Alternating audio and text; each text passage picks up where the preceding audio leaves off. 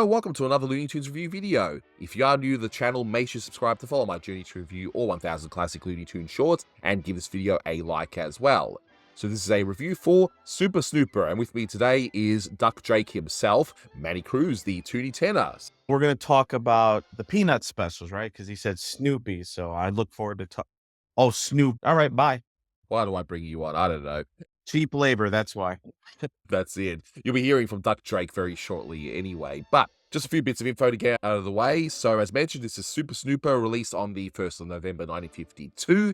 It's the 663rd in the series, and it's directed by Bob McKimson. You can find this on the Looney Tunes Gone Collection Volume 5 DVD set. There is a HD version out there. Maybe one day it'll make it to disc, but honestly, the DVD version is completely fine for the time being. I'd rather have stuff that's not restored yet come out first, but that's just me. And no, you're not going to see the cartoon here. As always, YouTube will just simply block the video if I try to do that. But in case you haven't seen this one, well, it's pretty straightforward. We see Duck Drake, who is a private eye, ear, nose, and throat.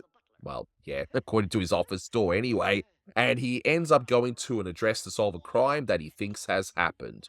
Pretty straightforward, but we'll go through it in further detail. A few bits trivia. So he's named Duck Drake. A drake is a male duck, so that fits, I guess. So there's that bit of trivia. There's a reused gag from Canned Feud, the whole piano gag with the whole piano teeth. So we're going to get to a point where we're going to see a lot more repeated gags. Again, these are not meant to be binge watched, so it's not really surprising that they're going to reuse gags that are pretty funny, and this is definitely a funny one. Now, the lady is voiced by Grace Leonard, and I really don't know much about her. I was trying to look her up and can only find a few IMDb references, so if you have any more info on her, I definitely would like to know. And I got that info from Keith Scott's wonderful Cartoon Voices book, by the way, in case you're wondering how I know it's Grace Leonard, because she's, of course, not credited in the title screen, unlike Mel Blanc. One other interesting thing is that my good friend Devin Baxter, I was talking to him about this, and he's actually done an animator's breakdown for this one, by the way, and I'll put a link if you want to know who's animated what scene. But he mentioned that someone had pointed out to him, could be Thad Kobrowski or whoever else, that a lot of the gags were either taken or inspired by the Joe McDoakes short, So You Want to Be a Detective, and that stars future George Jetson, George O'Hanlon. And it's pretty funny. I do highly recommend you watch it. It's actually on YouTube, so yeah.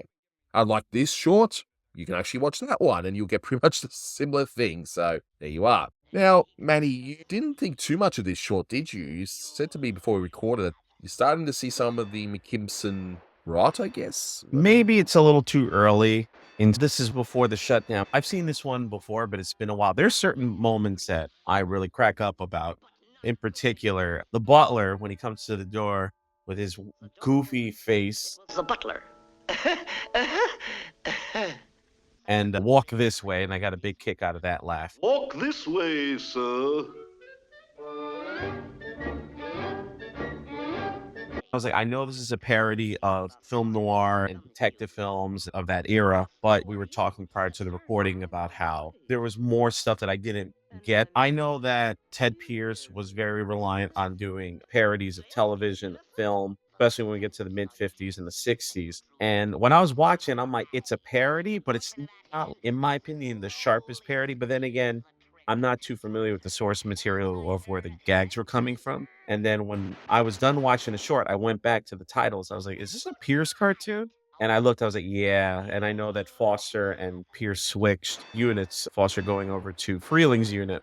But there's still a lot of really, really interesting animation here, in particular from Rod Scribner. Just there are plenty of scenes in this cartoon. So yeah, it's Rod Scribner written all over it. I just love that craziness of the posing and the animation. But when it came to the actual plot and just the jokes, to me, they fell a little flat. And I defend McKimson from the high heavens and down, because he started off so incredibly strong, and he still had some decent stuff even into the mid 50s. And I don't want to take away any of that, the amazing work that he did prior to that. But I think for me personally, this is the beginning inkling of what's starting to come down the road for him. But it still had some pretty good gags, and definitely some interesting visual gags and things of that nature. Yeah. And as I mentioned before, if you want to see who animated what, check out Devin Baxter's animated breakdown. But yeah, it's pretty apparent which parts were done by Rod Scribner, though. He was definitely the quote-unquote wildest animator at the time while he was still with McKimson's unit.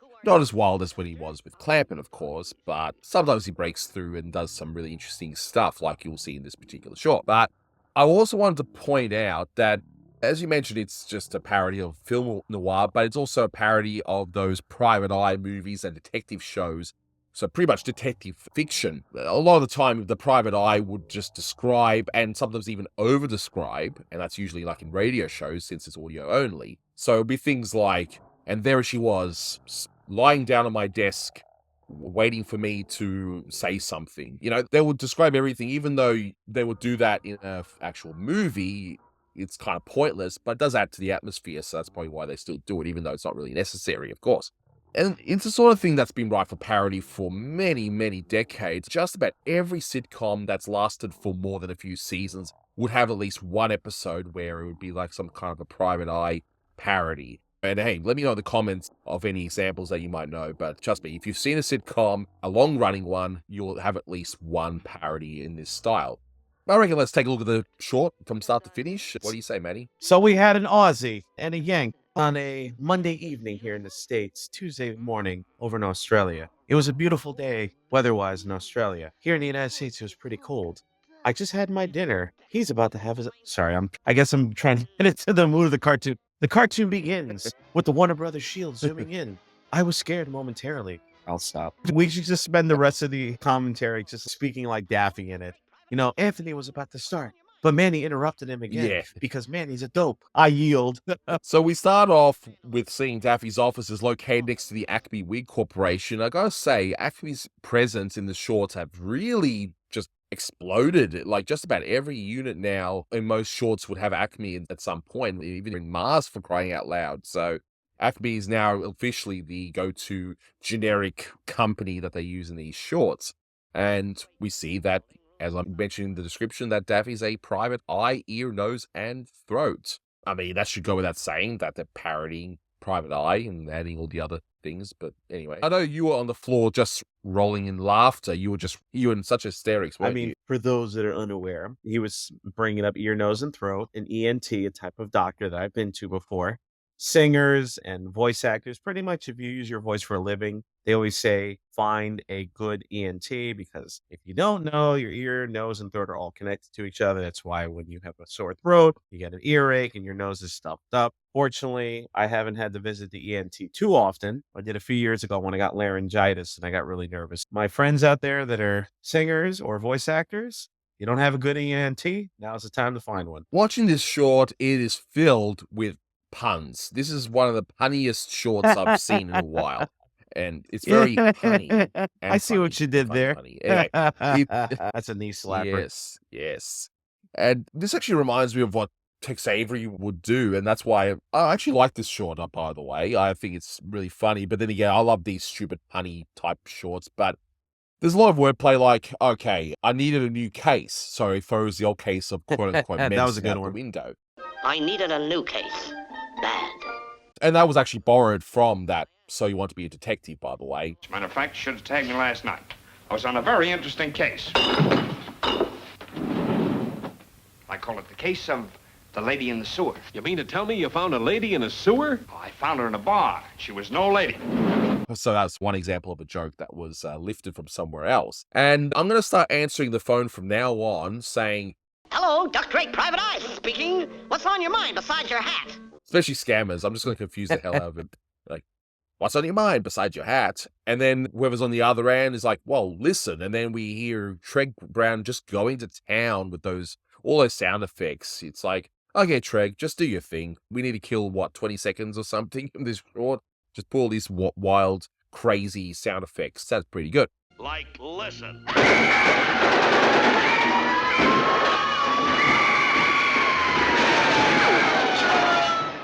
Like that, eh? Well, I don't know about you, Manny, but I'd love to be paid through the phone, literally, like it is in this short. Yeah, so let's see, $10,000 in 1952. Today, you want to take a guess how many American dollars that would be? Not dollar dues. No, American dollars, 30K? All right. Tell your final answer. Da, da, da, da, da. Ooh, you are way off. You know how much that is? That's $100,000. Holy cow. Not interested. For 10 G's? How do I know you got that kind of dough? He's got it. I should have asked for car fare. So I'm in the wrong industry. No more YouTubing for me. I'm going to become a private eye, or in this case, private eye, ear, nose, and throat. And what you got to do is buy one of those old candlestick phones and just wait patiently for a wad of $10,000 just plop out of there. Oh, yes. Exactly. Daffy ends up going to this home, which is actually a great setup for the punchline later on, which I won't spoil anything just yet, because I actually thought it was pretty good. But I love how serious this butler looks initially, and then he just does this random goofy face. I'm just wondering, is that a reference to something? It wasn't so much in the Joe McDoke short. They actually do have a butler bit in there, but he doesn't do that particular gag. He does something which is actually really funny, but it's just different. But what a face, huh? Maybe if someone knocks on my door that's trying to sell me something, I'll randomly just do a goofy face like that just to scare them off so they don't come around anymore. Yes? We're from the electric light company. How nice. We'd like to come inside and read your meter. Isn't that just stucky? But you don't have to come inside to read the meter because the meter is on the outside. And I don't like private dicks. Speak to me, boy. Speak to me. Get up. And then, of course, double play on walk this way, sir. So again, we've got a nice little pun. We got to walk that way and that way. And later on, Manny, I'm sure you'll go through the music that plays in that particular goofy scene, and the whole double play on where's the body. Where's the body? Was someone asking for me? And of course, what do we see? We see a body, all right. I was already waiting for the people on Looney Tune Wiki, like, apparently, Richard Williams found inspiration for Jessica Rabbit from this particular cartoon. There's a similarity with the red dress and the eyes. I forgot what color eyes Jessica Rabbit has, but me personally, in real life, I do love blue eyes and green eyes, but I digress. Anywho, take it away. I got blue eyes, so just, stay in your country for now, I think. Don't tell the missus. Yeah, that's right. Got to do the Mel Blanc. Keep it real secret, huh? Yeah. I love when he does that. Well, you'll be also exclaiming like Daffy does here, this is innocent. And I'm innocent. Do you hear me? Innocent. This is innocent? And of course, guilt is written all over your face. Oh, no, you're not. You did it all right. Guilt is written all over your face. Oh? So that's the thing about this short being so punny. You can see the gags coming a mile away, and you just can't help but laugh at just how ridiculous it absolutely is. You got guilt written all over your face, and then you got the little pistol line. And of course, is it a little pistol? Of course it's not a little pistol. It's a comically big gun that somehow into that purse. Rid of him. Then you saw your chance, and you drew your little pistol out of your bag, and you pointed it at him and slowly squeezed the trigger tighter and tighter and tighter. And we actually hear a line delivery. I think must be like a Joe Besser line delivery. The whole "not so tight" that line. I don't know if Mel Blanc has done that often. I wonder if that was something that McKibbins actually wanted, or if that's what Mel Blanc just decided to go with because it was just funnier in that. Not so tight. And I'm guessing your favorite line is "Search me, business before pleasure, please." He was still kicking. So then what did you do? Search me. Business before pleasure, please, madam. The first time I heard the line, I was like, I had to re-listen to it again. For me, it was a little unclear, but I was like, yeah, that was a good one. Yeah, it's a nice little risque one. They even did something similar in that Joe McDoke's short as well, because there's basically a beautiful looking woman, and so it's the same sort of thing in there. Yeah, business before pleasure, I suppose, yeah. Would you care to examine the body? Later, kid. First, let's examine your Uncle Vernon.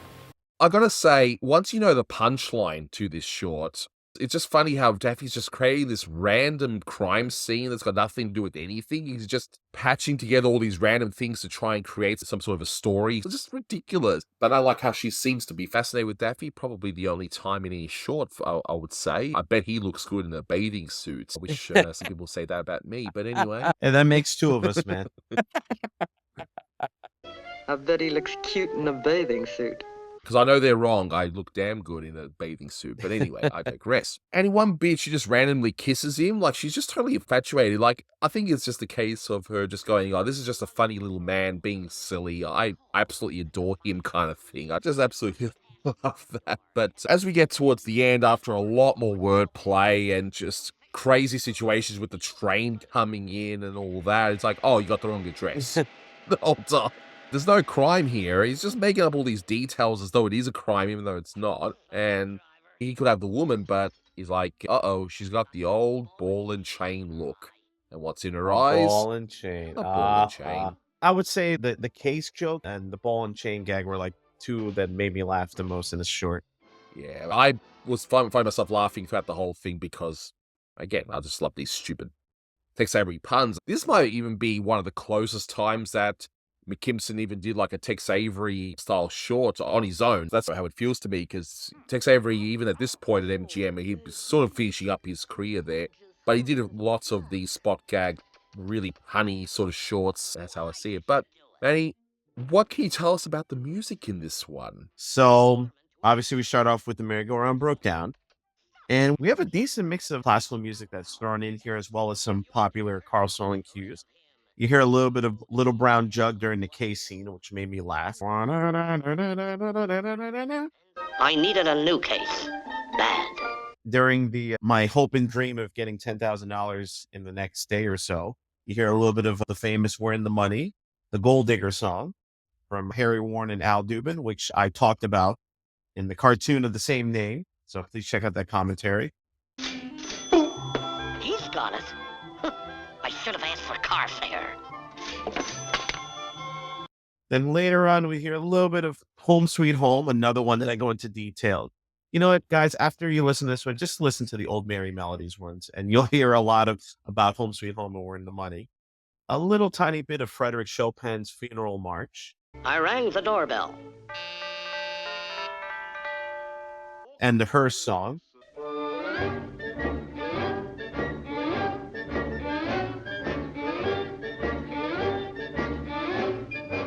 Tain't easy. I know that for the Her song, I go into detail about that one in Drip Along Daffy. That was when you have the Undertakers, not the wrestler, but the Undertakers carrying the body to Rigor Old Mortis, the mortician in Drip Along Daffy, and that's the same song.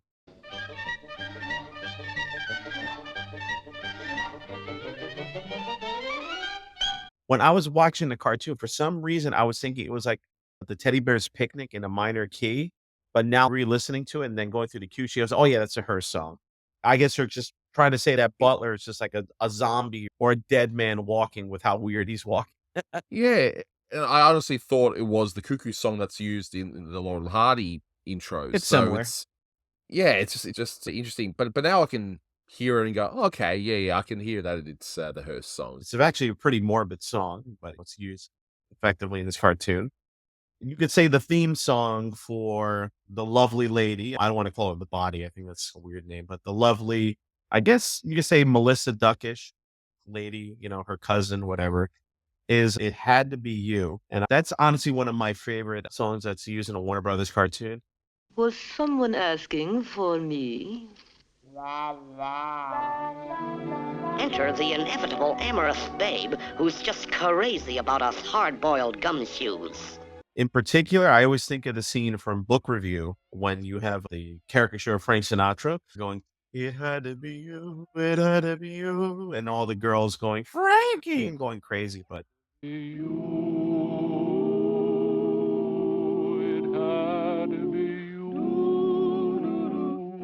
It's Frankie! yeah, that was her theme song throughout this cartoon, and I always love hearing that one. Of course, and this is where Anthony starts laughing. He has to mute the microphone, and he starts laughing literally out loud and slapping his knee.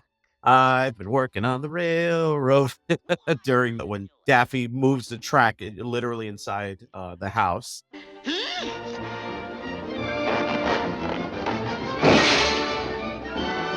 And impatiently you watch the clock. I'm shocked. I'm shocked he You used see that how song. you didn't hear Anthony speak for about 15 seconds because he had to mute himself because just that uncontrolled laughter.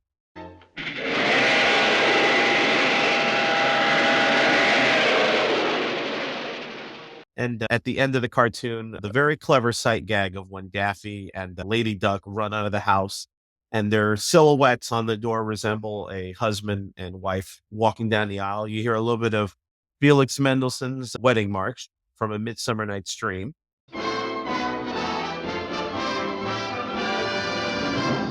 And I actually sang yesterday a piece of music from Mendelssohn, not the Wedding March. It's another one it's a Christmas one. There's a star in Bethlehem, something like that. That's how it goes. But it's a pretty song. I like Mendelssohn. He's one of my favorite composers of the Romantic period.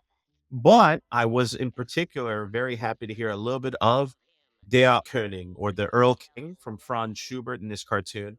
It was during one of the parts where Daffy was explaining pretty much this is what happened and this would happen in the background very quietly here.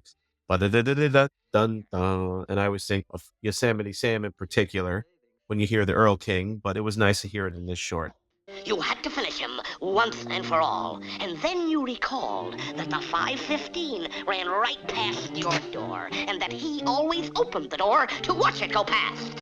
So yeah, like I said, a nice mix of some popular cues as well as some classical cues, and it was a little more subtle than usual. I think this is at the point where Stallings cues they're there, but they're not as in your face as they used to be. I don't know, Anthony, do you agree with that? Because I'm thinking back to the older shorts, 30s and 40s. The cues are way more obvious, but now they're integrated more into the original music that Stalling and later Milt Franklin would compose. What would you say as someone who's not a musician? Would you agree with that point that the cues aren't as obvious now? I think just Starling just got better and better and better. I totally agree with you. I like how he, of course, does the music puns in a very, again, punny short, right? Which makes sense, and you know it's there, but it's done nice and subtly. Like we're in the money, you hear it very briefly when you see the money, and it had to be you.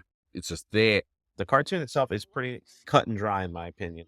Oh, look, I like it, and it's not McKimson's finest for this year. I think Rabbit Skin would probably win that award, but I'm a sucker for these sort of stupid punny shorts, as I've already mentioned a million times already. So I have to give it something like 8.5 out of 10. I just love it. It's stupid, but it's the kind of stupid I love. And I like these sort of hard-boiled detective parodies. I'm a sucker for them. 8.5 for me, I think. Again, I've seen this one in the past. It's not the worst thing I've ever seen. I'd say 7 out of 10. I did get a few good chuckles, and while watching it, some of the puns, I'm just like, oh, Anthony's going to eat this up, all these dad jokes. So, yeah, 7 out of 10. Yeah, sure ate it up, all right. But in any case, that will wrap it up for this one. Thanks both for watching, and until next time, take care. I think that's what the butler does. I should do that from now on when I meet people. Hi. Take care. And really make my teeth crooked while I'm at it. All right, bye. Uh-oh, she's got that old ball and chain look in her eye. Well, so long.